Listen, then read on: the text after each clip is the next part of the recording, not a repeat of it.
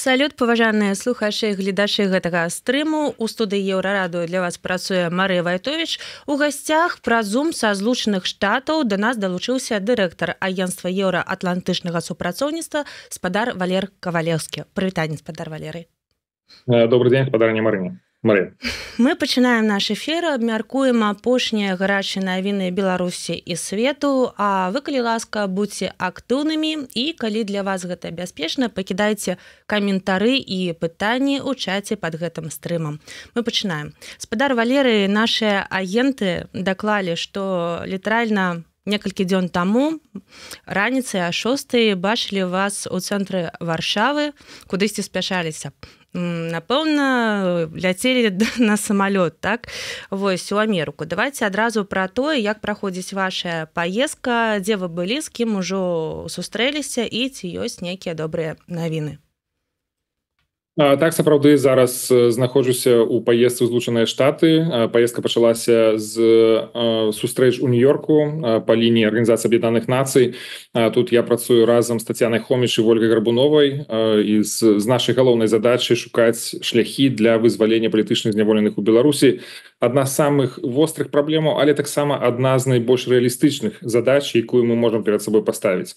Мы бачым, што ўжо вызваленні праходзяць, ужо амаль 10 месяцаў, больш за 10 месяцаў, як вызваляюцца людзі, 303 чалавекі ўжо вызваленыя.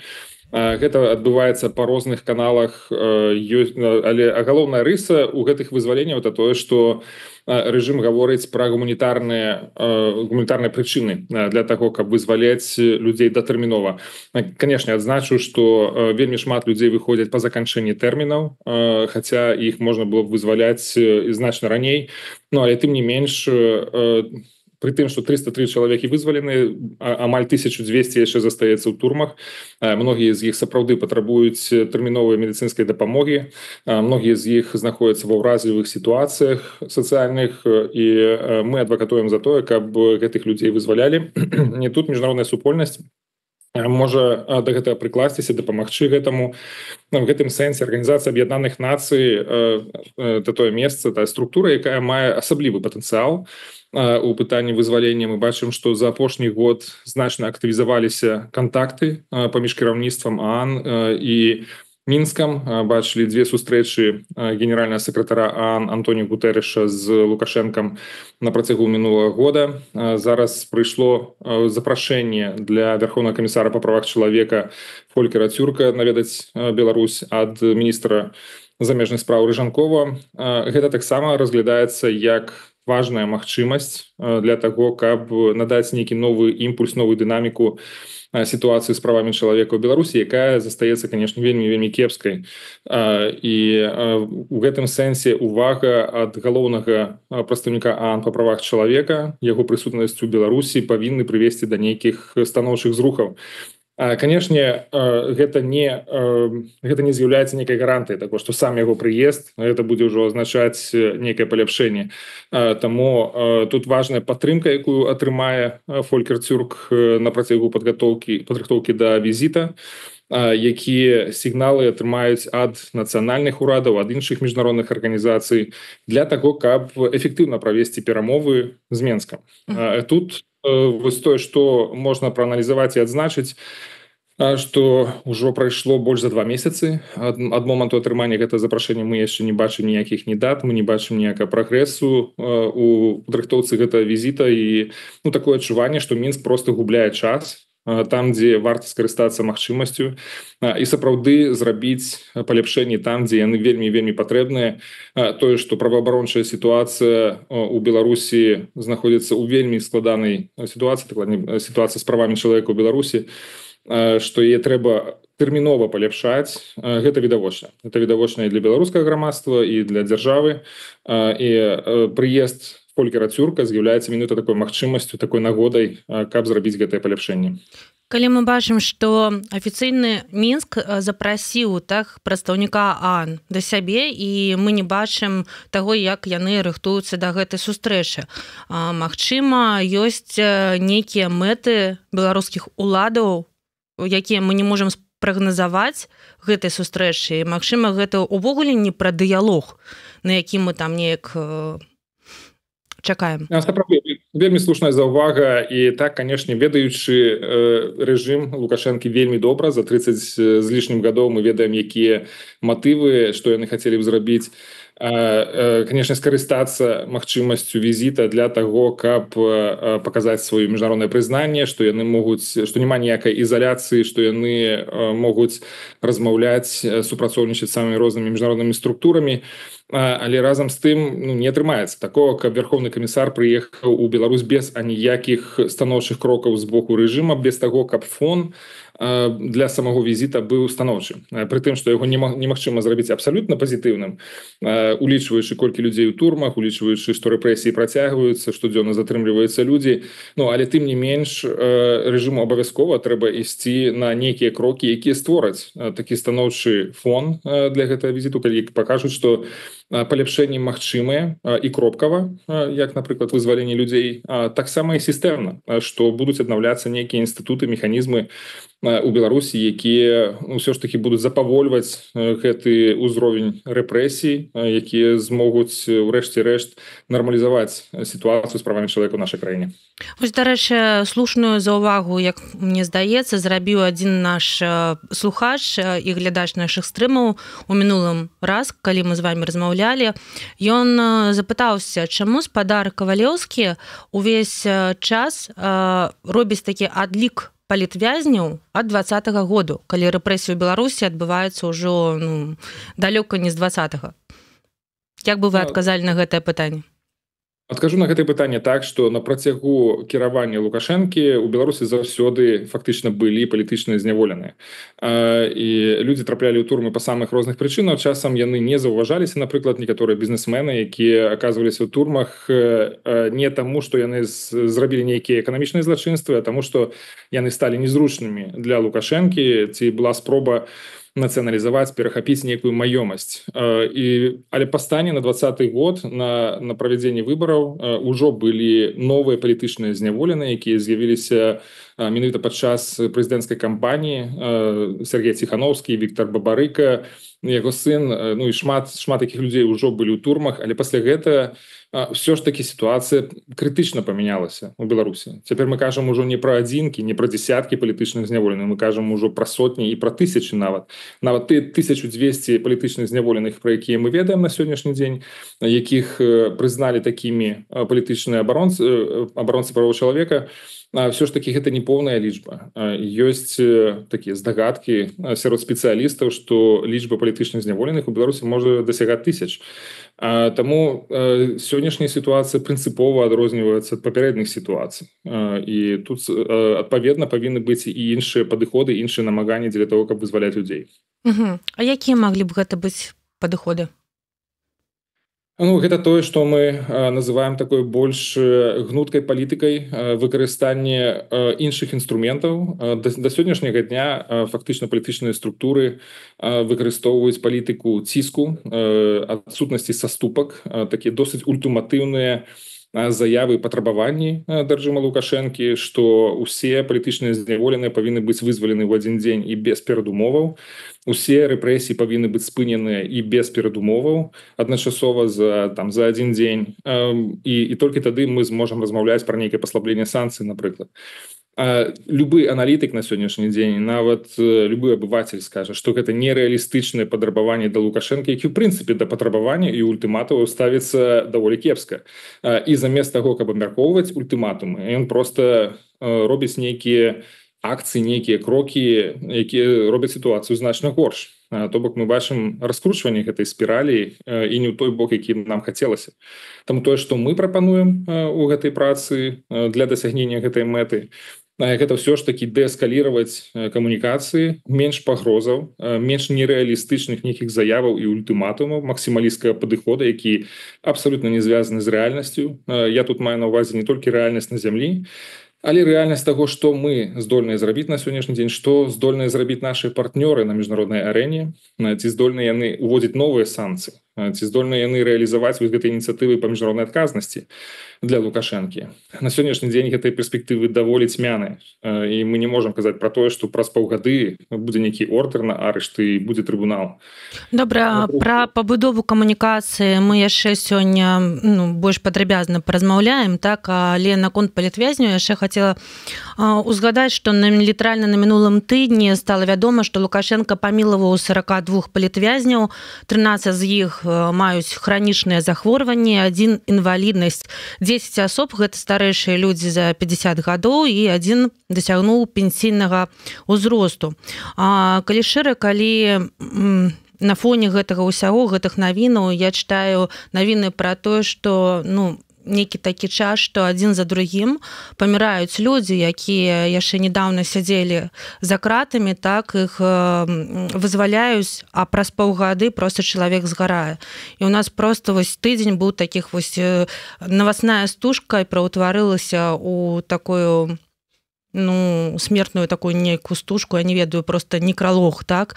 Вось, і гэта вельмі балюша, я бачу настрой людзей, я бачу, што ва ўсіх цяпер такі вось падвешаны стан, усе больш загаварылі пра палітвязню, больш звярнулі на гэта увагу. На жаль, гэта адбылося вось пасля такіх сумных навінаў, да, так. Але вось гэтыя 42 чалавекі, вось што і каму дэманструе Лукашенко гэтым такім актам вызвалення, і ці можна сказаць, што вось праз такія крокі ён дае нам сігнал, што ў прынцыпе ён гатовы спыніць нейкія рэпрэсіі, да нейкага дыялогу, ці для чаго гэта ён робіць?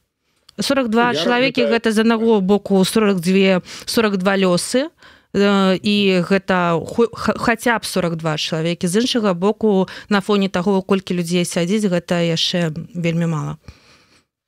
Так, сапраўды, 42 чалавекі гэта і шмат, і гэта недастаткова. Канешне, трэба вызваляць людзей надалей, і вось гэтыя навіны пра смерці людзей ужо пасля вызвалення паказваюць, якую сур'ёзную шкоду робяць гады зняволення ў турмах, што людзі губляюць сваё здароўе, ці яны не могуць займацца сваімі медычнымі праблемамі. Фактычна гэта вядзе да скарачэння тэрміну жыцця людзей, вне залежнасці ад таго, ці яны былі здаровыя, ці хворыя, калі яны патрапілі ў гэтыя турмы. Але конечно, вызваленне 42 чалавек, то все адно это добрая навіна, і трэба гэта адзначаць, і трэба казаць пра тое, што так, гэта магчыма крок недастатковы, ён станоўчы, але недастатковы, і што трэба гэты працэс працягваць, што мы можам далей рабіць, ці беларуская супольнасць, ці грамадства, ці міжнародная супольнасць, якая нам в гэтым сэнсе дапамагае, што мы можам рабіць, каб стымуляваць гэты працэс. І тут я працягну вось тыя тэмы, тыя захады, якія варта было б рабіць, змены у стратэгіі, у падыходах да Беларусі. Гэта больш адказная камунікацыя, не казаць пра ультыматумы, не казаць пра змену рэжыма, які на сённяшні дзень немагчымы, весці сябе адказна. Другое, гэта актыўная дыпламатыя. Гэта збор інфармацыі, абмен інфармацыяй, лепшае разуменне таго, што адбываецца ў Беларусі. Рэжым таксама не да канца разумее, што адбываецца сярод міжнароднай супольнасці, што іх крокі насамрэч вось такія канфліктуючыя, такія неадназначныя, сёння вызваленне і адначасова пад вечар арышт людзей, што яны насамрэч не дапамагаюць, яны наадварот шкодзяць нейкім працэсам, і ўрады проста не могуць зразумець, што адбываецца. Таму абмен інфармацыйны вельмі важна, пазіцыямі і гэтак далей. Ну і, канешне, выкарыстанне санкцый, палягчэння санкцый, зняцця санкцый дзеля таго, каб вызваляць людзей. Гэта адзін з тых практычных інструментаў, які можа прыводзіць да выніку ўжо сёння.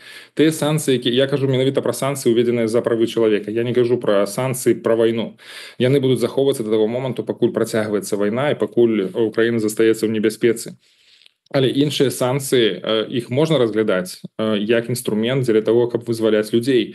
Бо яны на сённяшні дзень ніякім чынам не ўплываюць на сітуацыю ў Беларусі, яны не дапамагаюць паўплываць на рашэнні на паводзіны Лукашэнкі, яны не спынілі рэпрэсіі, яны не стымулююць вызваленне людзей, але тым не менш менавіта ўвядзенне новых санкцый. Мы не можам дамагчыся ўвядзення тых санкцый, якія сапраўды стануць фактарам радыкальных зменаў у Беларусі.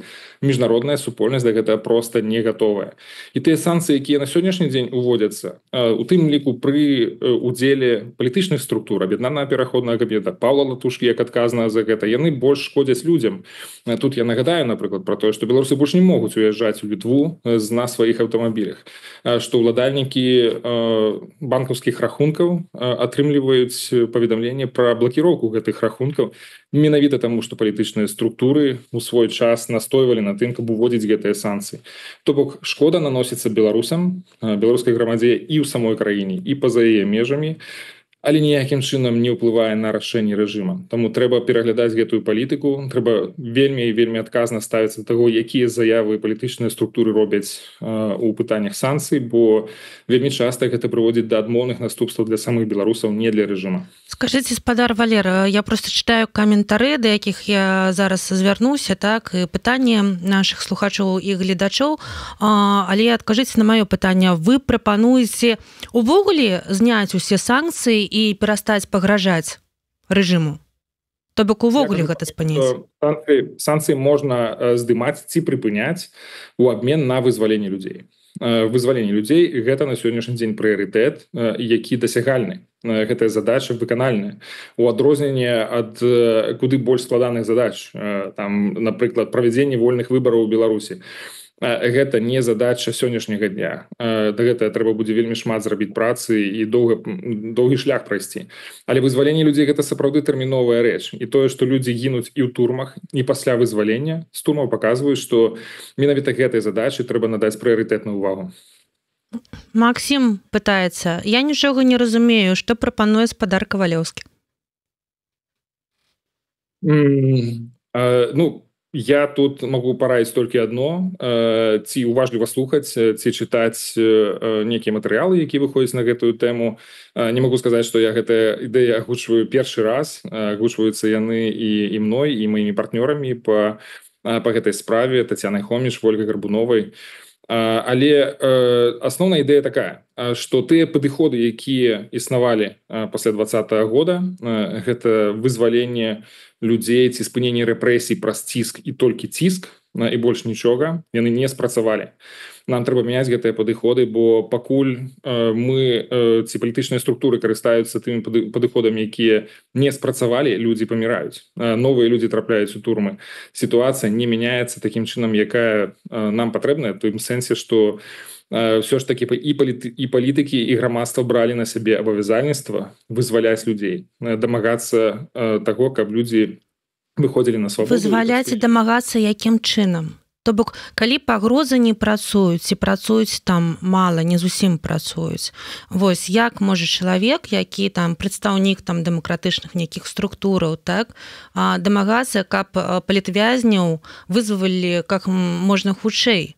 Бо, як слушна падмечаюць у нас у каментарах, так, што часу няма, вязней, времени і сил уже нет. Вось піша Карына, у нас просто адзін за другім каментары праз гэты ўсе навіны, якія ідуць. Менавіта так, менавіта пра гэта вядзецца, і таму мы кажам пра тое, што трэба тэрмінова мяняць гэтыя падыходы. Як трэба? Да адмоўнага адказу. Тое, што на сённяшні дзень на паверхні, тое, што вельмі блізкае, гэта тое, каб абмяркоўваць зняцце санкцый у абмен на вызваленне людзей. І гэта таксама павінна весці да таго, каб рэпрэсіі ў краіне ці змякчаліся, ці спыняліся ўвогуле. Але гэта таксама задача не аднаго дня. А па ацэнках праваабаронцаў уведзена было за гэтыя 5 гадоў больш за 50 заканадаўчых актаў, якія фактычна зрабілі законнымі рэпрэсіі супраць людзей. І адмена іх, яна таксама запатрабуе пэўнага часу. Таму нам трэба быць рэалістычнымі у тым, што на сённяшні дзень адбываецца ў Беларусі і што мы можам зрабіць і колькі гэта часу і намаганняў запатрабуе, каб прывесці да станоўчых зменаў. Але у аснове ўсяго это менавіта змена рыторыкі, змена падыходаў, адмова ад нерэалістычных, максімалісцкіх, радыкальных падыходаў тады, калі яны не спрацавалі. І тут я звярну увагу на тое, што Злучаныя Штаты на сённяшні дзень рэалізуюць менавіта такі падыход. Яны вельмі моцна збавілі сваю рыторыку, яна не пра пагрозы рэжыму, яна не пра такую суцэльную крытыку на бок рэжыма, яны таксама адзначаюць і станоўчыя крокі у сэнсе вызвалення людзей. Яны вядуць актыўныя перамовы з Мінска. Мы бачым, што ўжо былі 2 візіты за некалькі месяцаў і сустрэчы з прадстаўнікамі рэжыма на высокім узроўні ці на вышэйшым узроўні. І яны прапануюць менавіта такую дамоўленасць. Давайте будем прымаць санкцыі ў абмен на вызваленне значнай колькасці людзей. І вось тут вам адказвае наш пастаянны слухач, так, Владимир Кисляк. Валерий, это классная тактика, сняли санкции, выпустили всех, но он не выпустит их. Ему не интересно снятие, цена выпускать тех, кто завтра возьмет палку в руки и выше, чем санкции. Вось разумееце, ход думак просто беларусаў? Да, я разумею, гэта адмаўленне ад таго, што мы павінны актыўна дзейнічаць. Гэта выбар на карысць таго, каб сядзець на канапе і нічого не рабіць і просто крытыкаваць тых людзей, якія штосьці спрабуюць памяняць, штосьці зрабіць. Просто адмаўленне і скептыцызм наконт таго, не, гэта не спрацуе, і не прапануючы, а што можна рабіць па-іншаму, каб гэта прыводзіла да нейкіх вынікаў. Мяне насамрэч такія каментары не цікавяць. Мне цікавяць каментары і ацэнкі людзей, якія штосьці робяць, штосьці разумеюць, і чагосьці дамагліся ў гэтым сэнсе. Просто скепсіс, просто крытыка, якая нічого не прапануе, гэта пустое.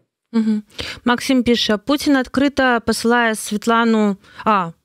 Путін адкрыта пасылае свет у дупу з мірнымі перамовамі. Няўжо Лукашенко будзе іншым чынам дзейнічаць у нашай вайне? Спадар Валеру гэта верыць? Я думаю, што і Лукашенко таксама асэнсоўвае пагрозу, якая створаная для Беларусі праз тое, што наша краіна фактычна стала удзельніцай у гэтай агрэсіі, і так гэта адказнасць Лукашэнкі, які дазволіў Расіі нас выкарыстоўваць, зрабіць з нашай краіны зброю у супрацьстаянні з Украінай і з іншымі краінамі захаду.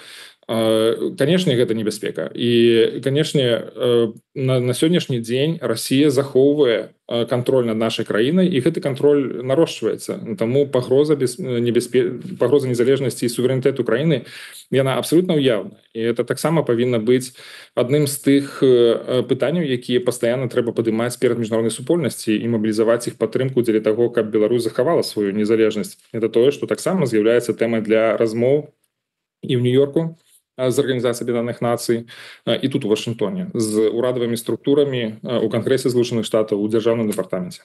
Я заклікаю ўсіх быць актыўнымі у каментарах пад нашым стрымам і працягваць задаваць пытанні, каментаваць нашу размову. Я б хацела яшчэ вярнуцца да запрашэння Вярхоўнага камісара ААН, так, у Беларусі, і трошкі удакладніць.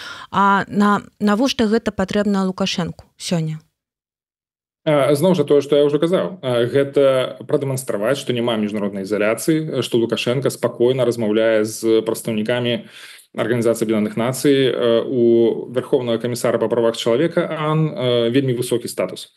Такія візіты, яны прыцягваюць вельмі шмат увагі, яны надаюць пэўную суб'ектнасць тым краінам ці тым кіраўнікам, з якімі сустракаецца Верховны камісар, і таму так для рэжыма вельмі важна атрымаць сабе ў госці менавіта гэтага прадстаўніка ААН. Калі спадар Фолькер Тюрк усё ж такі прыедзе ў Беларусь, не атрымаецца вось як бы адваротная сітуацыя, што з аднаго боку вось добра, што ёсць нейкі такі дыпламат, які можа, умоўна кажучы, так, які можа пранесці нейкую ідэю, там казаць пра нейкія рэпрэсіі ў Беларусі, што іх трэба спыняць, а ці не пакажа ён наадварот, што вось ёсць Лукашенко, з якім ніхто вось не размаўляў нядаўна, а цяпер давайте забудзем усе рэпрэсіі, давайте просто зробім выгляд, што нічога не адбываецца, не адбывалася.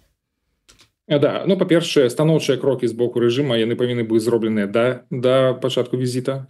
Па-другое, нельга разлічваць, гэта будзе абсолютно нерэалістычна і неразумна разлічваць на тое, што візіт Фолькера Цюрка у Беларусь вырашыць усе праблемы, і Беларусь пасля гэтага стане ідэальнай краінай з ідэальнымі правамі чалавека. Такога, конечно, не будзе. Ну і трэцяе, это тое, што Лукашенко сустракаецца з іншымі лідарамі. Ён сустракаўся з генсекам ААН двойчы на працягу мінулага года. У Арганізацыі Аб'яднаных Нацый няма функцыі і няма задачы прызнаваць ці не прызнаваць легітымнасць тых ці іншых урадаў ці выбараў. Гэтай функцыі проста ў іх не існуе. І таму давайте будзем рэалістамі, што у Лукашэнкі ёсць пэўная ізаляцыя сярод краін захаду, але яе няма суцэльнай гэтай ізаляцыі. Ён сустракаецца з лідарамі розных краін і там той самы глобальны поўдзень і гэта краіны ўсходу. Ёсць і нават кіраўнікі ці дыпламаты высокага ўзроўню з заходніх краін, якія сустракаюцца з Лукашэнкам. Нядаўна той самы прадстаўнік дзярждэпартамента Злучаных Штатаў сустракаўся з Лукашэнкам. Таму суцэльнай татальнай ізаляцыі у Лукашэнкі не існуе. І ў гэтым сэнсе гэты візіт ён будзе дадаткам да таго, што яго міжнародным кантактам, але гэта не з'яўляецца нейкім прынцыповай зменай у яго міжнароднай палітыцы. Зразумела, вось на фоне гэтага запрашэння мы бачым яшчэ такую навіну. Беларусь плануе падпісаць дамовы пра выдачу з 9 краінамі. Сярод іх Шры-Ланка, у якой па звестках СМІ вось пасля знікнення так пабывала спікерка каардынацыйнай рады Анжэліка Мельнікава з гэтай краіны, а таксама з ПАР і Карэі, так. Дарэчы, Яўген Каваленка, калі вось пра гэта ўсё казаў, не дадаў, якая менавіта Карэя, там ці паўночная ці іншыя, так. Вось з гэтымі краінамі так дамовы будуць заключаныя бліжэйшым часам. Таксама дамовы пра выдачу датычацца асобаў, якія знаходзяцца ў вышуку па крымінальных справах, а таксама тых, каго шукаюць для прывядзення прысуду ў выкананне, так. І акрамя краінаў, вось якія я ўжо пералічыла, там будзе яшчэ там Зімбабве, Нігерыя, Бразілія, Камбоджа, так, і гэтак далей. Уже былі перамовы з Пакістанам таксама, так. Што таксама, то бок як гэта з аднаго боку паказвае, што мы там гатовыя да нейкіх дыялогаў, трэба нешта там казаць, усё, з іншага боку вось падпісанне такіх дакументаў. Чым такія дамовы могуць адгукнуцца нам, звычайным беларусам? Я разумею, што, напэўна, я не ведаю, колькі беларусаў жыве ў Нігерыі там ці Зімбабве, канешне, але па ўсяму свету хапае. Нам трэба быць асцярожней ужо, да? А нам трэба было быць асцярожней і раней, і мы бачым нейкія прыклады таго, як людзі трапляюць у кепскія сітуацыі. Я тут не кажу пра Анжэліку Мельнікаву, бо ўсё ж такі мы да канца не ведаем, дзе яна на сённяшні дзень знаходзіцца. Але тыя звесткі, якія мы атрымлівалі, паказваюць, што яна даволі актыўна падарожнічала па ўсім свеце, нават у такія шэрыя, так бы мовіць, краіны. Але пры гэтым, канешне, гэта вельмі такая трывожная навіна. Паказвае, што рэжым працягвае наступ на свабоды людзей, на свабоду людзей, на магчымасці перасоўвацца па свеце бесперашкодна і бяспечна.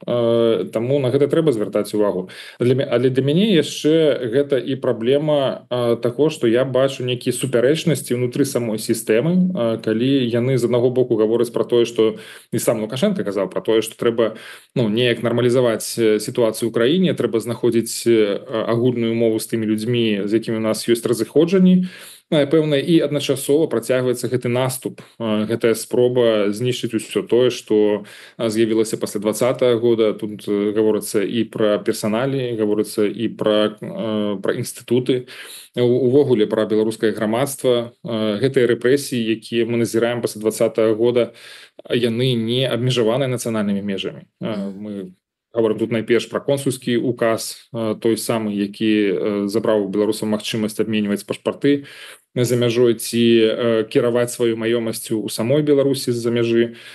Таму ёсць супярэчнасці. І зноў жа для мяне это пытанне, наколькі сам Лукашенко кантралюе гэтую сітуацыю ў краіне, калі яго праграмныя заявы, палітыкі, якія ён фармулюе для сваіх падначаленых, яны фактычна перакрэсліваюцца такімі крокамі. Бо тут казаць, ні пра дыялог унутраны, ні пра нармалізацыю з краінамі захады не выпадае. Калі рыторыка з боку рэжыма настолькі агрэсіўная, настолькі варожая і не пакідае ніякіх шансаў ні для нармалізацыі адносінаў, ні для того, каб зніжаць гэтую тэмпературу у адносінах з беларускім грамадствам. Зноў жа, вяртаючыся да пытання вызвалення людзей, так, мы па-ранейшаму назіраем гэту такую дыхатамію, што адбываецца вызваленне людзей, памілаванні, але адначасова адбываюцца і арышты.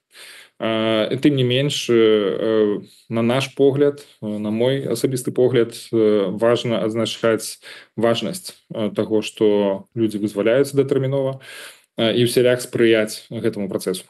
Гэта вельмі важна, але вось Серж каментуе нашу размову таксама. Санкцыі трэба здымаць, калі тое, за што яны былі ўведзены, так, за тое менавіта, так, а не за тое, што Лукашенко вызваліў кагосьці адзінкавага. Вы з гэтым згодныя ці не?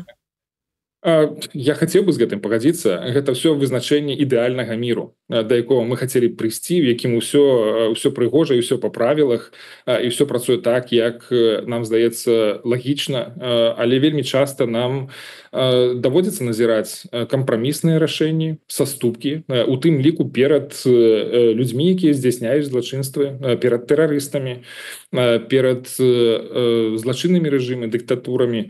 Гэта адбываецца па ўсім свеце. Знаходзяць кампрамісы, размаўляюць з дыктатурамі і са злачынцамі для таго, каб вызваліць людзей, для таго, каб не дазваляць здарацца новым злачынствам. І гэта адбываецца па ўсім свеце. Чаму Беларусь у гэтым сэнсе павінна быць адзіным выключэннем, дзе палітычныя структуры гавораць ніякіх кантактаў, ніякіх размоваў з рэжымам, няхай людзі сядзяць далей, мы будзем настойваць на тым, каб спачатку былі вызвалены ўсе людзі, былі спыненыя ўсе рэпрэсіі, і толькі пасля гэтага мы дазволім заходнім партнёрам размаўляць з рэжымам.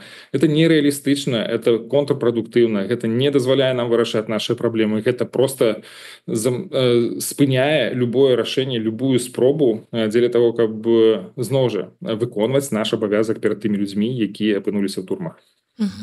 Дзякуй вялікі, яшчэ вернемся да гэтай тэмы, так, але вось апошнія нашы навіны. 110 расійскіх беспілотнікаў атакавалі Украіну. Гэта адбылося ў ноч на 15 траўня, менавіта сёння ў Стамбуле праходзяць першыя перамовы, калі іх так можна назваць, пасля 2022 года з Масквой і Кіевам. Уладзімір Пуцін на гэтыя перамовы вырашыў не ляцець, так, але адправіў у Турцыю свайго памочніка Уладзіміра Мядзінскага. Так, быў гатовы адмовіцца ад гэтых перамоваў і Уладзімір Зеленскі, але партнёры са Злучаных Штатаў і з Еўрасаюза яго пераканалі, што трэба ехаць. Як лічыце, чаму не паехаў Пуцін? Увогуле, як ставіцеся да гэтых перамоваў, што ўжо чулі пра іх, як, можа, ўжо размаўлялі недзе на гэтую тэму там у Злучаных Штатаў, як там успрымаюць гэтую сустрэчу? Сітуацыя надзвычай заблытаная. Мы бачым усе, мы назіраем за ходам развіцця гэтых падзей, што Пуцін, канешне, не дэманструе гатоўнасці да спынення вайны, спынення агню, дзеля таго, каб ўсё ж такі знайсці некае збалансаванае рашэнне для гэтай вайны. У гэтым сэнсе Пуцін адчувае, ці ён у гэтым сэнсе адэкватны ці не, гэта іншая справа, але ён думае, што ў яго на сённяшні дзень кантроль над сітуацыяй, што ён дамінуе на полі боя і што ён зможа дасягнуць максімальных мэтаў, якія ён перад сабой ставіць. Гэтыя паводзіны адлюстроўваюць менавіта такое яго разуменне сітуацыі. Канешне, у гэтым сэнсе тое, што Дональд Трамп, амерыканскі прэзідэнт, у пэўным сэнсе падыгрывае яму дадае некай упэўненасці ў тым, што з ім усё будзе добра і што яго ніхто не ударыць па рукам. Мы бачым таксама, што еўрапейскія краіны, якія заяўляюць пра нейкія чырвоныя рысы і пра ультыматумы і дадатковыя санкцыі, яны не выконваюць сваё слова. І таксама такім чынам дэманструюць пэўную слабасць перад Пуцінам. Але у гэтым сэнсе мне все ж таки важней было падумаць пра тое, і это тое, што я падымаю на сустрэчах з нашымі партнёрамі і ў Нью-Йорку, і тут Вашынгтоне. Гэта пастаўленая задача міжнароднай супольнасці з Злучанымі Штатамі, у тым ліку дасягнуць справядлівага і устойлівага міру для Украіны. Ужо на сённяшні дзень нельга казаць пра тое, што мір для Украіны будзе справядлівым. Выглядае з тых перамоваў, якія мы бачым на сённяшні дзень, што Украіна павінна саступіць свае тэрыторыі, вельмі значныя тэрыторыі, што ад Украіны патрабуюць абмежаванага суверэнітэту, то бок яны не змогуць выконваць свае рэалізоўваць свае нацыянальныя інтарэсы, сыходзячы менавіта з таго, што важна для самой Украіны ў будучым. Яны павінны быць абмежаваныя ў гэтым. І ў гэтым сэнсе казаць пра справядлівы мір на сённяшні дзень ужо немагчыма. Але ёсць яшчэ другая частка, устойлівы мір. Ці можа быць устойлівы мір для Украіны, калі Беларусь будзе заставацца пад кантролем Расіі, калі расійскія ваенныя, расійская ядзерная зброя размяшчаецца на тэрыторыі Беларусі, і вось гэтая дамова аб гарантах бяспекі, падпісаная паміж Расіяй і Беларусю у снежні мінулага года, яна просто адкрывае яшчэ дадатковыя нейкія магчымасці для кантролю з боку Расіі над нашай краіны, для таго, каб яе выкарыстоўвалі ў вайне супраць нашых еўрапейскіх суседзей, у тым ліку супраць Украіны. Таму на сённяшні дзень выглядае сітуацыя досыць сумна.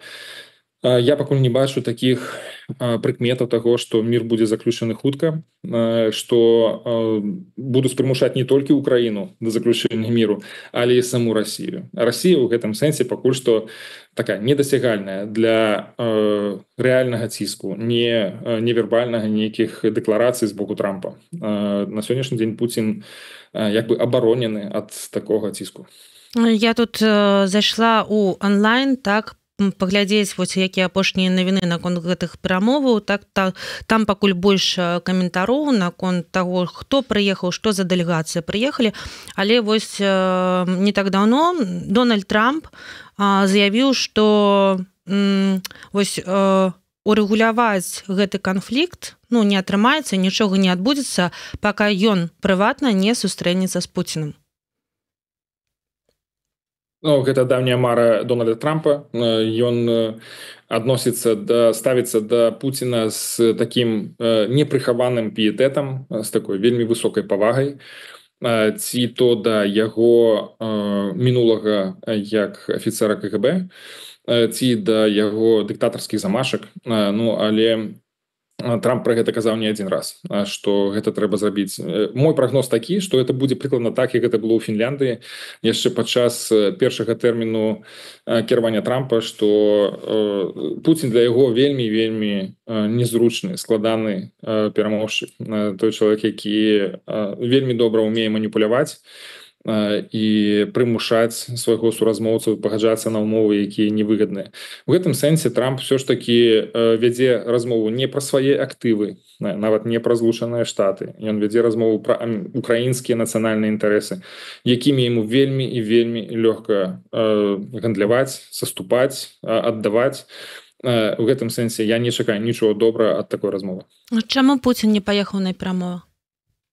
Зноў жа прадэманстраваць, што ён кантралюе сітуацыю, што гэта заходняму боку, што гэта ўкраіне трэба дамагацца і важна дамагацца міру, і што яны павінны ісці на дадатковыя саступкі. Тут ён проста дэманструе, што ён над сітуацыяй і што кантроль у яго руках. То бок вы не думаеце, што ён там баяўся, што з ім нешта здарыцца ў Стамбуле? Я не думаю, што ён гэта баяўся. Пуцін бесстрашны. Ясна. Глядзіце, на выбарах спікера каардынацыйнай рады Артём Брухан набраў амаль у 5 разоў больш галасоў, чым яго адзіны канкурэнт Александр Каныровіч.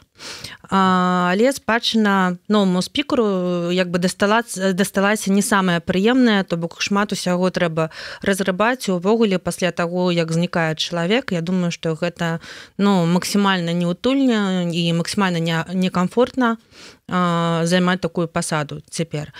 Як вы ставіцеся да Артёма, ці знаёмы вы з ім прыватна? Вось, што б яму, можа, як бы его падтрымалі ў гэтай складанай сітуацыі? Ну так, я знаёмы з Арцёмам і стаўлюся да яго вельмі добра. Мне здаецца, што ён добры спецыяліст, і як чыноўнік, я думаю, што ён мог бы дасягнуць вельмі шмат чаго у любой сістэме. Але Коордынацыйная рада была ў крызісным стане з моманту правядзення выбараў і абрання фактычна памочнікаў Латушкі і памочніцы Ціхановскай на тое, каб яны кіравалі Коордынацыйнай радай. То бок тут адбылося змяшэнне выканаўчай улады, умоўна кажучы, выканаўчай галіны і прадстаўнічай галіны ў адным. І так, гэта, канешне, адлюстраванне таго, што палітычныя прадстаўнікі, палітыкі хацелі кантраляваць Коордынацыйную раду, каб яна стала фактычна такім інструментам у рэалізацыі іх памкненняў, іх палітык. І ў гэта былі вельмі сумныя наступствы. Мы бачым, Коордынацыйная рада губляла і сваю самастойнасць у дзеяннях, самастойнасць у мысленні, самастойнасць у ініцыятывах.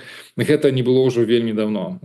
І на сённяшні дзень тое, што менавіта Арцём Брухан будзе кіраваць Коордынацыйнай радай далей, яно ніяк не вырашыць праблему, таму што па-ранейшаму Коордынацыйная рада будзе не самастойнай ні ў сваім мысленні, ні ў сваіх дзеяннях.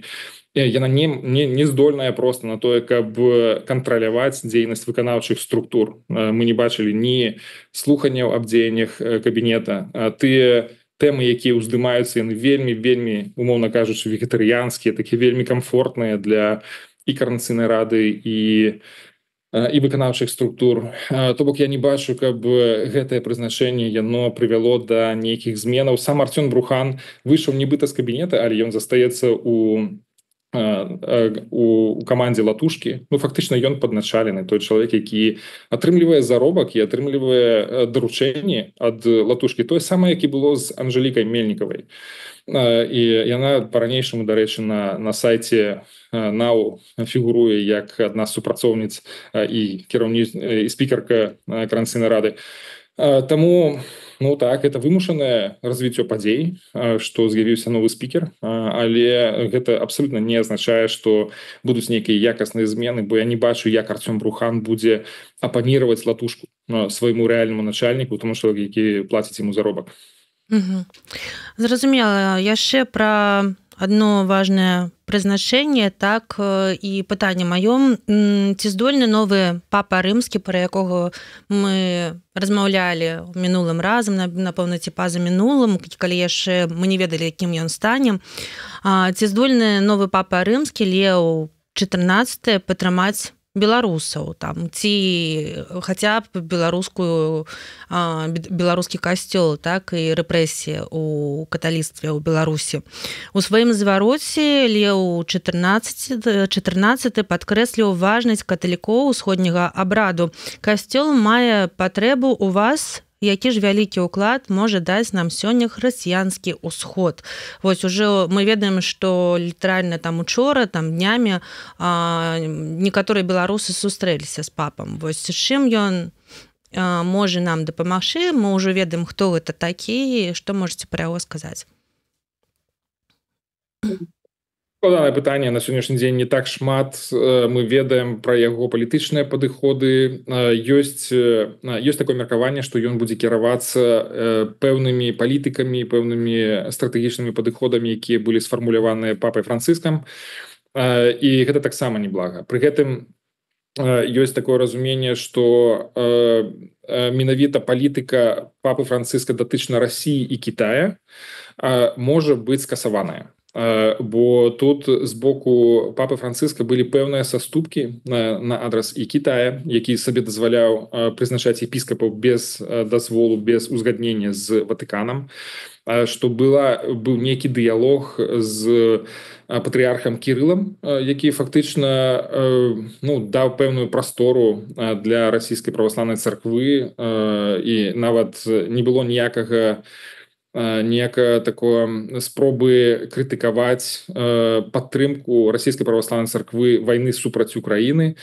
То бок гэта тыя тэмы, якія могуць знікнуць, і што папа Леў можа быць больш актыўным і, скажем так, больш адкрыта крытыкаваць пэўныя падыходы з боку гэтых краін. Што тычыцца Беларусі, то па-ранейшаму мне здаецца, што касцёл знаходзіцца ў досыць уразлівым стане, і таму што ёсць людзі ў турмах, ёсць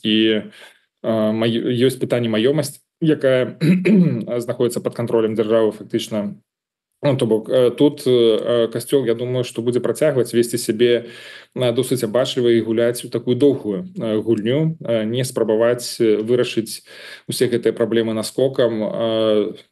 Бачым, што рэжым прызначыў новага амбасадара у Вацікане, цяпер там будзе ўжо прадстаўніцтва паўнавартаснае, і магчыма гэта будзе такім больш актыўным дыялогам паміж Мінскам і Святым Престолам.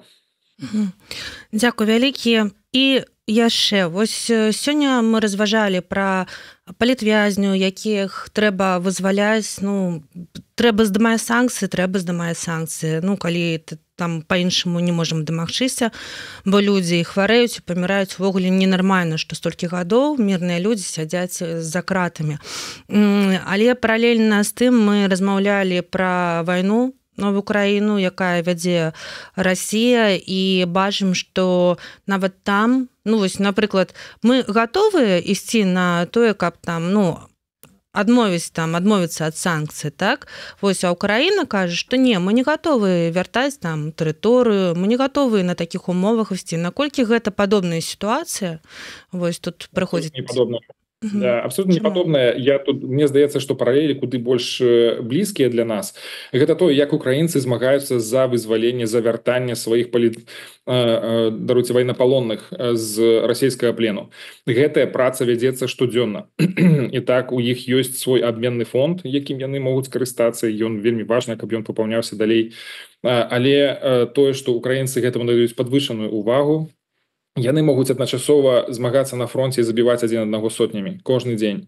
Але тым не менш яны змагаюцца за вяртанне любога чалавека, нават аднаго ці двух ці трох. Нават вяртаецца за вяртанне забітых, вяртаецца за змаганне сваіх дзяцей, украінскіх дзяцей, якія вывезены ў расійскі палон. Для мяне гэта больш выразная паралель, больш блізкая паралель да пытання вызвалення палітычных зняволеных.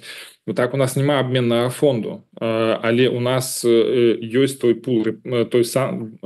набор санкцый, які быў уведзены да гэтага часу, які на сённяшні дзень не ўплывае ніякім чынам на паводзіны Лукашэнкі, але які можа сапраўды дапамагчы вызваліць людзей. Это тое, чым мы абавязаны карыстацца на гэтым этапе. Дзякуй вялікі. Дыялог з Лукашэнкам пачынаецца. Мы бачым гэта па сустрэчы, мы бачым пра гэта па нейкім запрашэнням, вось тое, што мы абмяркоўвалі, пра Анны, пра нейкія іншыя там сустрэчы, там, маленькія, але там перамовы, нейкі нешта прасочваецца. А ці гатовы беларускія дэмсілы да размовы з Лукашэнкам, і хто бы змог бы стаць амбасадарам добрай волі? Калі мы не будзем казаць пра тое, што за нас нашымі галасамі размаўляюць з Лукашэнкам нашы партнёры. Прыватна вы, спадар Валерый Кавалеўскі, маглі бы стаць такім амбасадарам?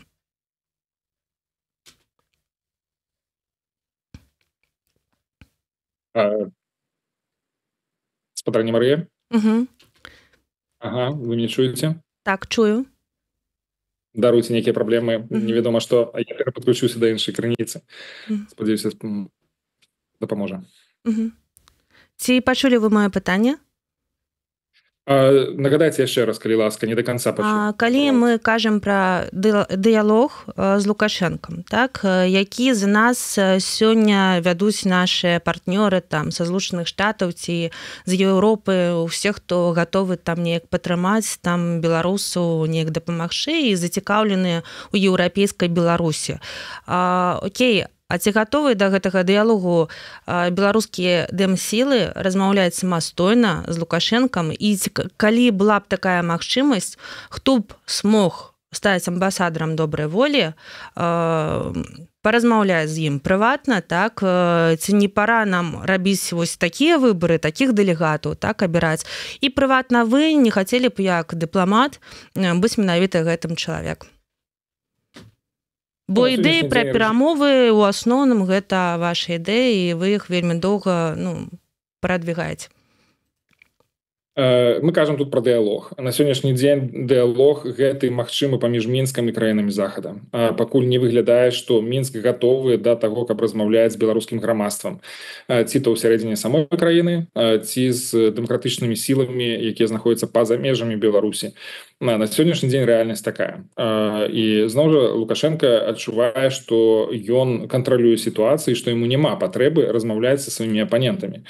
Ці гэта пытанне як бы палітычнага выбару, ці гэта пытанне страху, які па-ранейшаму можа праследаваць Лукашэнкі, тут цяжка сказаць. Але ён адмаўляецца ад такіх кантактаў, ён не ідзе на тое, не пасылае ніякіх сігналаў пра тое, што можна было б арганізаваць нейкі умоўны круглы стол, на якім можна было б абмеркаваць нашы праблемы.